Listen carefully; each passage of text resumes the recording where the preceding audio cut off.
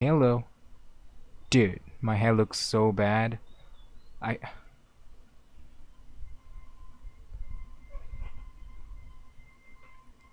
There we go. My hair is well hidden now. Well, let's just fucking get. I can't do this. I can't do this. I can't do this. My hair looks so bad. I can't comb my hair, dude. I'm sorry. I'm sorry, dude.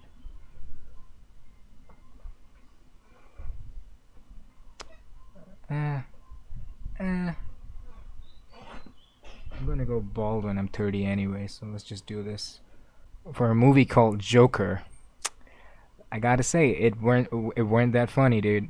It wasn't that funny. That's a shit joke. I'm sorry. I'm so sorry for that joke. Now, before I get into the hot take, right? Which is is this the best version or is this the worst version of the Joker? I want to give a quick review. Joker 2019 is a comic book movie, which is an origin movie for the character Joker, who is Batman's arch nemesis or villain.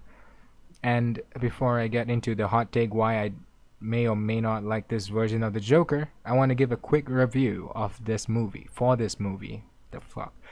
Um, First of all, this movie is actually not that bad. I was going in expecting a shit show because if anything Suicide Squad taught me is that trailers can be deceiving, right? So I went in not expecting anything, right? I was just going in. I'm like, yeah, whatever, dude. I didn't even want to watch the movie. I was like, okay, you know what? Let's just give it a shot, right? And I watched it. It wasn't too bad. I gotta say, it weren't too bad. Not many jokes in it, but that's fine. But I loved it.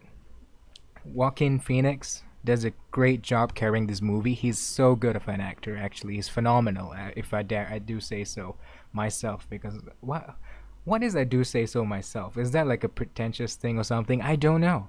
If I do say so myself, but he's a phenomenal actor, dude. Joaquin Phoenix. His performance just carries the movie, and it's very immersive, and it pulls you in basically. The tension in the scene, the tension in the whole movie is very great. It's very fucking dude. I had a tense, I had a tense, tension boner throughout the movie because the movie is called Joker, and you know he's a villain. You know he's a bad guy, right? And you're watching this movie and he's going through mundane stuff, and you're like, oh my god, how what, dude? What's going to happen? Is what I was thinking. I mean, it's a very tense movie. It's a very real movie, and it does a great job. I love how they portrayed like this mental illness. Like the main character Arthur Fleck is obviously a schizoid. It's kind of like a schizoid personality disorder where he has like he can't distinguish between what's real and what's not, and he has like a multiple array of mental disorders. And I feel like that it does a great job of like portraying it and doing a wait fuck have I been talking too far from the mic this whole time, portraying it and just doing like a overall good job at highlighting like the major issues and how it affects people. And I really like that part. I'm missing a point. I need to remember it real quick. Fuck, I don't remember it. I can't remember the point I wanted to say. Um, the negative part of this movie, it can feel like it drags on for too long at times, but maybe that was just me though. That's the thing. And some of the scenes that are in there, like they're just weird for the sake of being weird.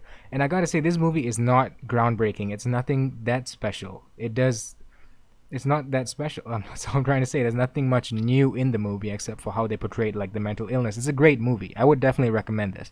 So I want to give it a rating right now. I give it an 8 out of 10. I highly recommend it, especially for like young adults, children. You know, you can get children to learn about how sometimes life ain't all about that. You know, and maybe regular adults as well. You know, the movie is. I think a lot of people can learn stuff from this movie, and there are quite a lot of criticism from of this movie. I mean, what on this movie, saying that it's unoriginal and it copies like The King of Comedy and Taxi Driver, and I can't really say much about that because I haven't seen Taxi Driver and The King of Comedy, so there's nothing much I can say about that. Um, so yeah, now let's get into the character itself. I mean, this movie is very much a character movie. It's a story movie. It's a not an action story movie. It doesn't advertise itself to be anything else. All right, it's clear with that.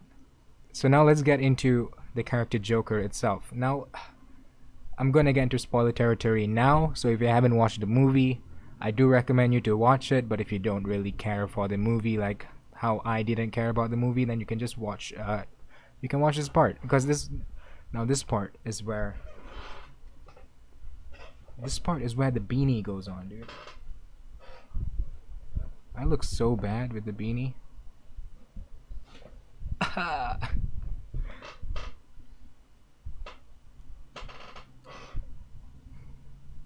Now, is this a bad Joker?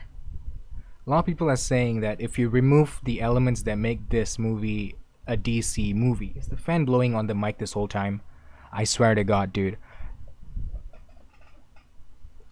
Alright, so a lot of people are saying if you remove the elements, the names that make this movie a DC movie, like you remove Thomas Wayne, Gotham, and then call this movie anything besides the Joker, call it Clown or something, and the movie still would have been great. It would have been very good, critically acclaimed, with less controversies as well.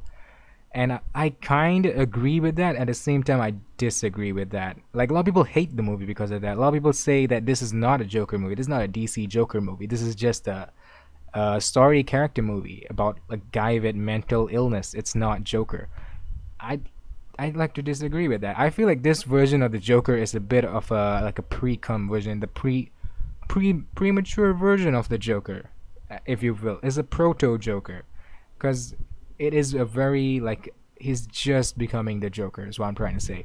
So if you contrast it to like Jared Leto's Joker, which I don't like to talk about, but he at least can fly like a helicopter and shoot machine guns. I think I don't remember the movie much, but I think he can do some of like the mob boss stuff, like gangster shit. This Joker is still very young, and we don't actually get to see him doing any actual criminal activities and such.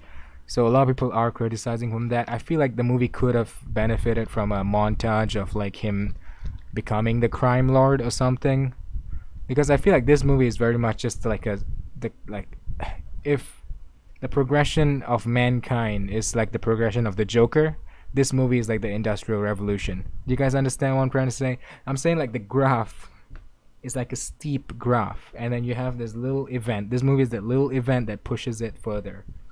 Beanie looks ridiculous. I gotta take it off. And I feel like this version of the Joker would actually just go up from this point. Maybe that's my defense for the movie. That for people who say like this is not a good Joker movie, I feel like this is just a proto Joker. This Joker is not a complete version of the Joker yet. So it's at this point it's probably going to go to like helicopter school and learn how to shoot guns and learn how to organize crime and become the Joker we know and love. Yeah, I don't know what this video was, honestly.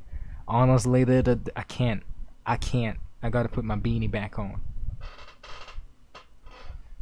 Anyways, that's all for this review and my take on the hot take of the Joker being a bad Joker.